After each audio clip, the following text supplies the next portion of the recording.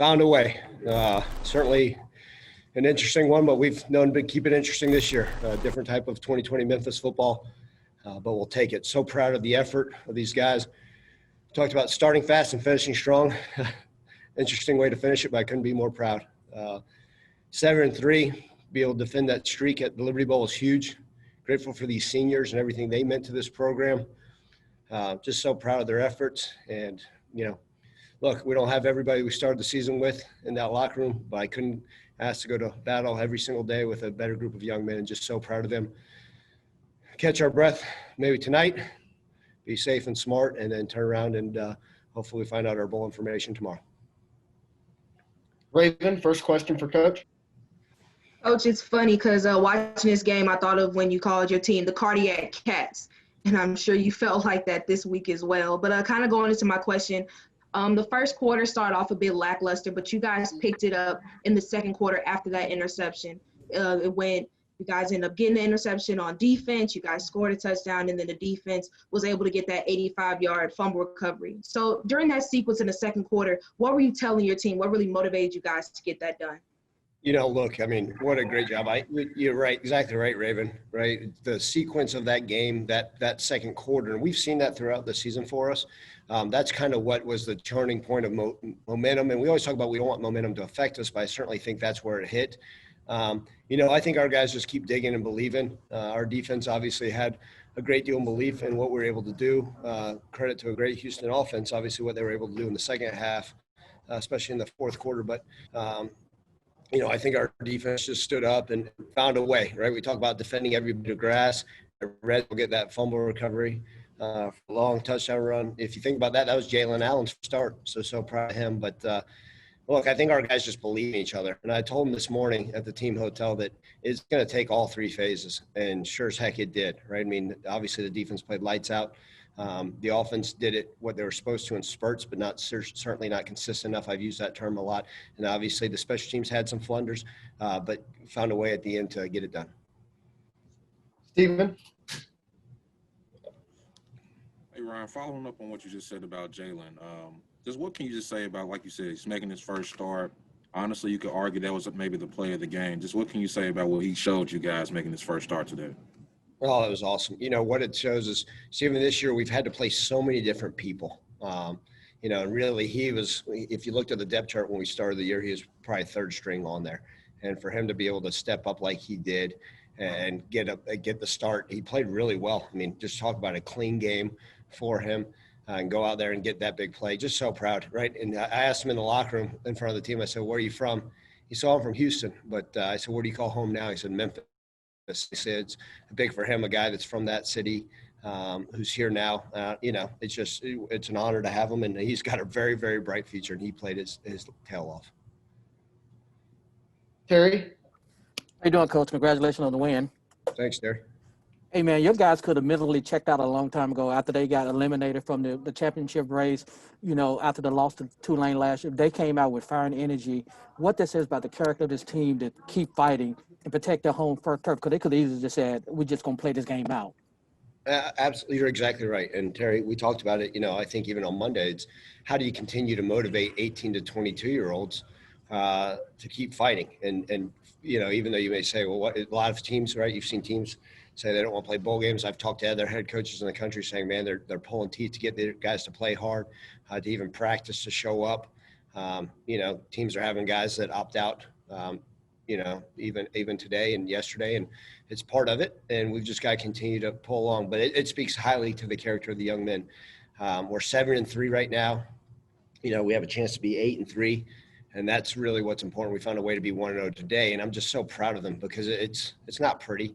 And I'll be the first to say, look, I don't know if we're as talented as the teams we've had in the past. And I don't mind saying that because I was part of those teams in the past. But these guys fight and they find a way.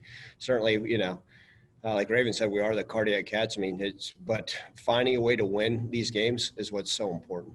And just couldn't be more proud. Their character, we've talked about resiliency. We let them back in the game in the second half, but you find a way to get it done, and it makes it all worthwhile. At 7-3, If the season were to stop right now, we'd be top 5 win percentages in the last 50 years of Memphis football history. And so obviously we want to go find a way to win a bowl game because that's something we haven't been able to do here in a while. And but our guys are going to continue to have pride and have a lot to fight for whenever we get to play that bowl game. Jacob? Hey, Coach. Congrats on the win. Thank you. And Riley Patterson, he really helped you guys out. He made sure that you guys didn't have to go into overtime. What can you say about him and what he's done for you in this game and pretty much during your time? Yeah, so first off, our sports information department probably won't be happy with me, but I'll let you guys know he was selected to the Senior Bowl. So really proud. I was able to tell him, I don't know if news broke yet because I think there was some stuff, but I was able to tell the team Friday afternoon when I got the FedEx package, and I think we're going to release it this week at some point, obviously, but just so proud of him. Riley's a great young man. He's mature. He gets it.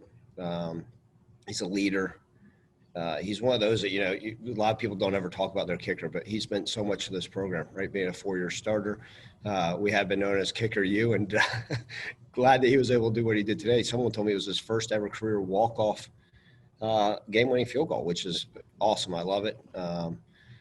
However, form or fashion, but he's a fantastic young man who really glad that it was him lining up to kick that field goal. Evan? Ryan, this first season obviously has been a lot of different things. Tomorrow's actually, I believe, the 1-year anniversary of when you were hired. So what can you talk about just what this team has meant for you and just what you've learned over this season, just, not just learning on the job, but just really kind of making it through this season as a whole? Evan, you sure it's only been a year? It feels about 30 years. Got a lot more gray hair, and my heart stress test, I'm sure, is out the roof. But, yeah, it's look, you guys have known how much this job means to me and what it means to me to be a Memphis Tiger and be part of this community. And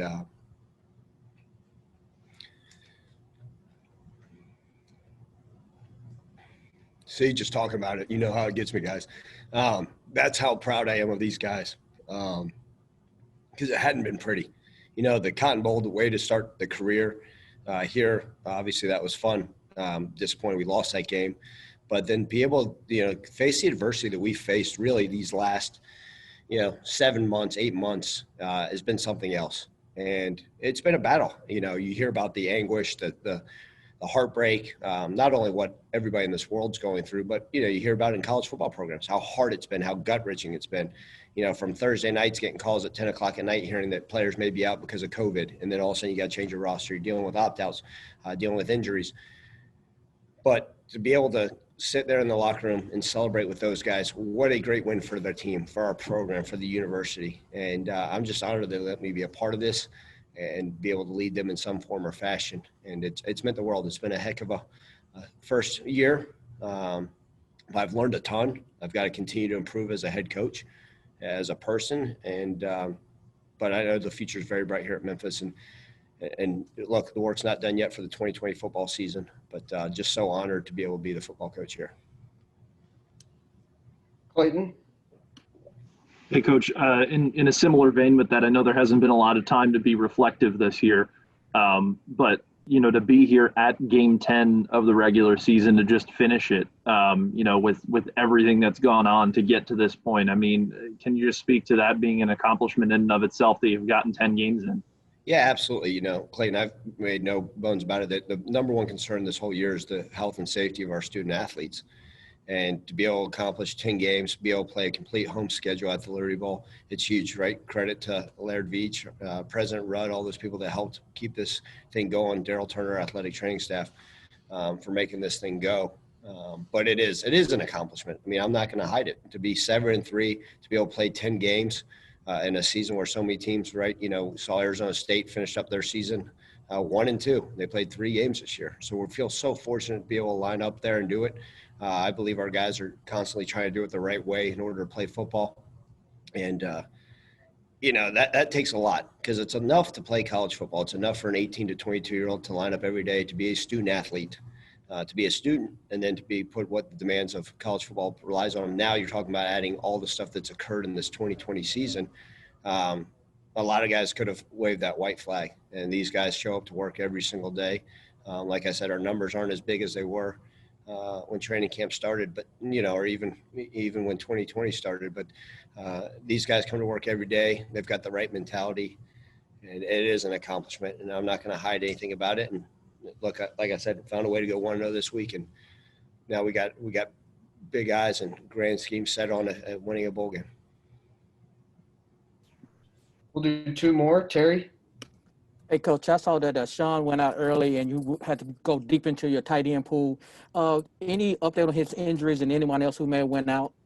Yeah, so I'll start with anybody else. I don't think there's any other significant injuries, Terry. And then we'll check on Sean. I should have an answer, maybe some more information for you guys on Monday or Tuesday this week. But, obviously Sean's meant a lot to this program, for him, possibly his last game in the Liberty Bowl, being from Houston. So we'll see. But, I'll keep my fingers crossed that he's healthy. And that's what I have on him. So I have nothing else on it. Ryan? Just to piggyback off that, Calvin Austin looked like he tweaked his leg. Do you know if he's okay at all? I think so. I do, Brian. I saw him walking around. He tried to pick, even though I'm overweight during this 2020 football season because of quarantine and all that stress eating, I'm sure. But he did try to pick me up, so I think his leg's okay. Thank you, Coach. Hey, thank you, guys. I appreciate you guys. I look forward to seeing you guys at the Liberty Bowl in 2021. Appreciate all the support, and I truly do. And I don't get to thank you guys enough. The media coverage you guys give our team, good, bad, or indifferent, but our players certainly deserve all the credit, and appreciate you guys showing them in the right light. Thank y'all.